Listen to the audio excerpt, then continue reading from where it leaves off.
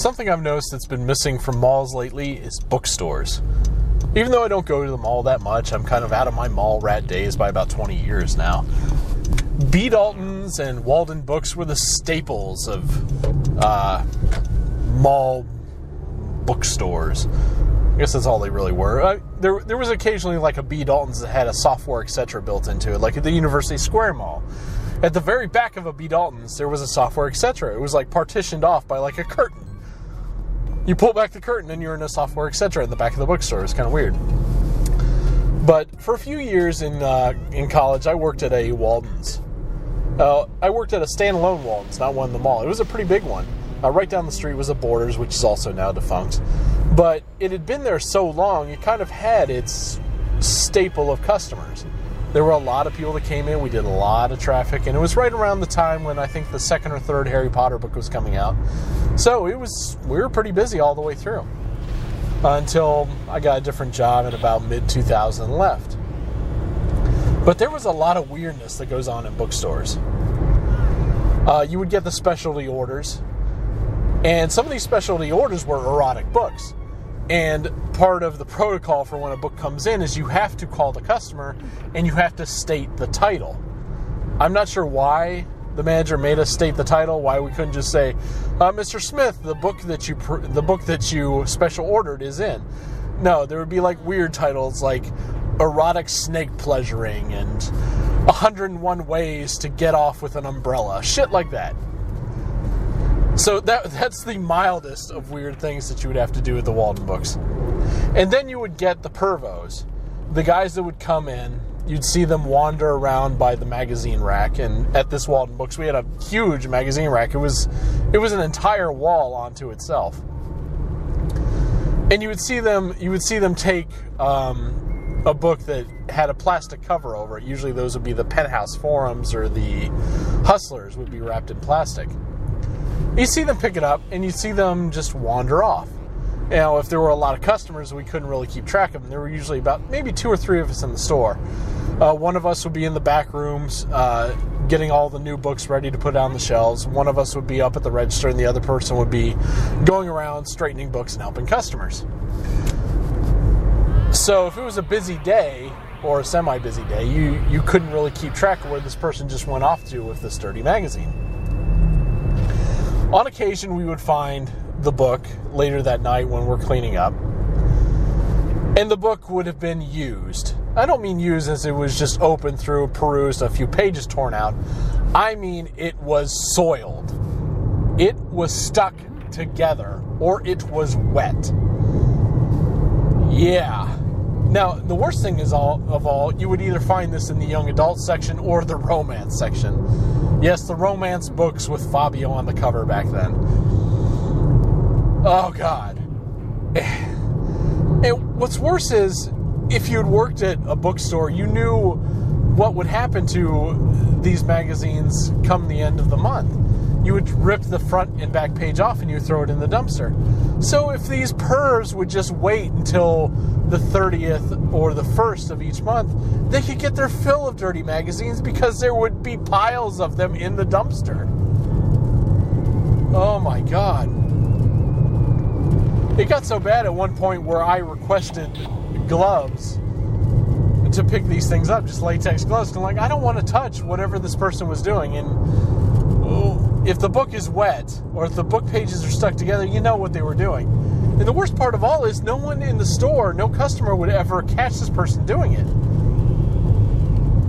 And there were some tight corners in the bookstore because we had quite a few shelves, and the way it was kind of like a maze towards the back corner where the reference books are.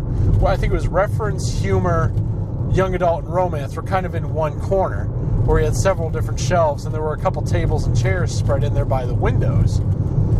So this person would have to go and either like very discreetly jerk off into a book, or I don't know. I don't know how they got away with it without anyone ever noticing. I never caught anybody. I would just find the end result of it. Oh, man. And then there were other things, like you would have like weird people that would come in and they would give the manager presents. Like this one woman would come in, I think every Sunday morning and bring the manager milk. Not milk as in like in a proper sealed container. Milk in like a sippy cup.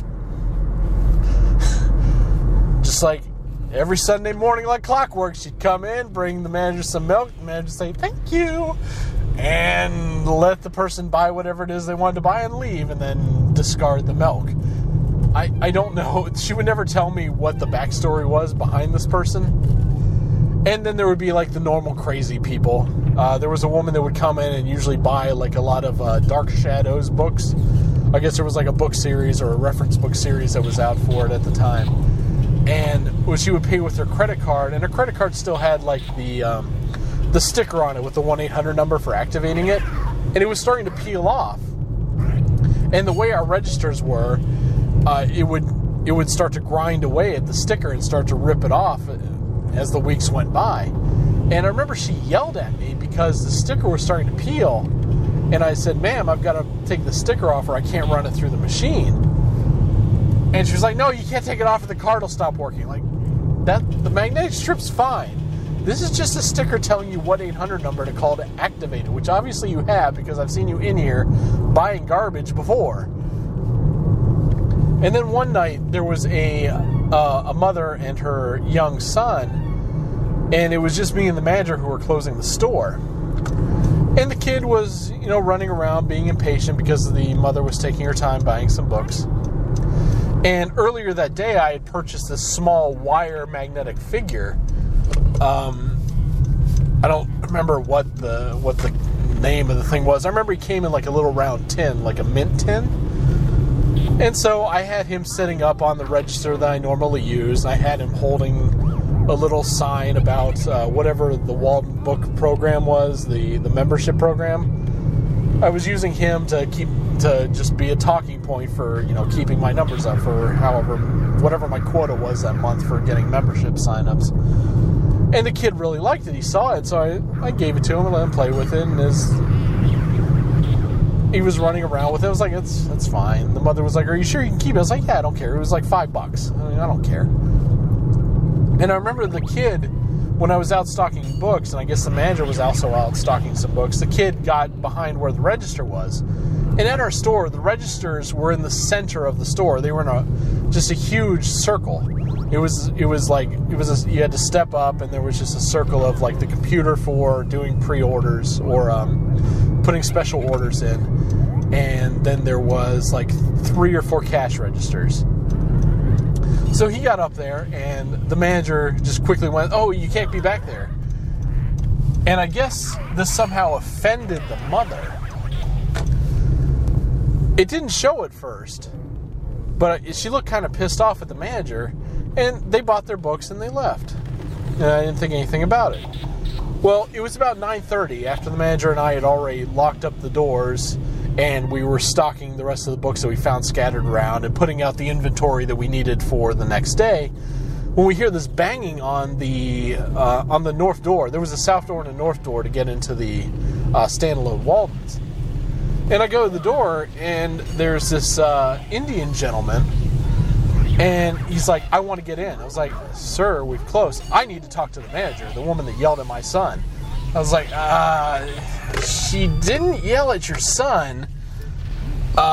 We just didn't want him to be back where the cash registers were because, we've got stuff back there that we don't want customers to get into. We've got, we've got the the box cutters for opening up stuff and stuff back there too. It's like, it's a safety issue. Not only do we not want him making off with some of the books or messing anything up, we don't want him to get hurt. And he's just going on. He's like, oh, you're fine. You were nice to my son. You're okay. I just want to talk to this manager. No woman should ever speak to my son like that. I'm like, oh, okay. So the manager comes to the door. I'm like, this guy's not happy. And she's like, I'm not opening the door for you. And he keeps banging. We're like, oh, let's just get everything done that we need to get done. If he's still here at 10 o'clock, we'll call the cops. So he kept banging for a while. It was close. It was getting really close to 10 o'clock, and we were starting to get worried. Like, I don't want to have to escort you out to your car because this guy is so pissed that you told his son to get out of an area where he shouldn't be. But he eventually left. I don't think they ever came back in the store as long as I can remember working there. But holy shit, there was some weird stuff like that. I remember there was also a time when one of the employees' girlfriends came in, ex-girlfriend, or some girl that he had banged, came in with like her posse, and he sees her out the windows. He's like, "Oh man, don't let them know I'm here. Just say that I am not here today." And he runs into the back room, and in comes this fat girl. I mean, she's huge, and this guy was really skinny, so it's like it was kind of comical. So she comes in with this black kid and this Puerto Rican girl, and I couldn't really tell what she was, because she was really big. She has really, really frizzy hair, and she was probably pushing maybe 250. So she comes in, and she's like, "Hey, where's Mark?" I'm like, "He's not here today." I was like, "His car's out there." Like, his car was here when I got here. It probably didn't start, but I don't know. I got here at 1 o'clock. And they, just like that guy that was pissed off at the manager, wait and make it uncomfortable. And the girl finally comes up to the thing, is like, "Well, you need to call him on the phone and tell him to come in." I'm like, "Why? Are you buying something? What's going on? I need to know what the hell's going on." Her friend butts up and gets all the attitude, like, he fucked her and now he won't talk to her. Suppressing a laugh. Like, this is none of my fucking business. You need to go. You just need to get the fuck out of here. They eventually leave without causing too much of a problem, but holy fuck, man. What were you expect? Were you gonna like just cause a huge scene in the store just because Skinny Boy McGee fucked Tina Two-Ton and he won't talk to her? He gave her a pity fuck, or he gave her a fuck and really regretted it because he probably couldn't find the moist spot without a whole bunch of flour? Holy shit, the stuff that would happen at that Walden store.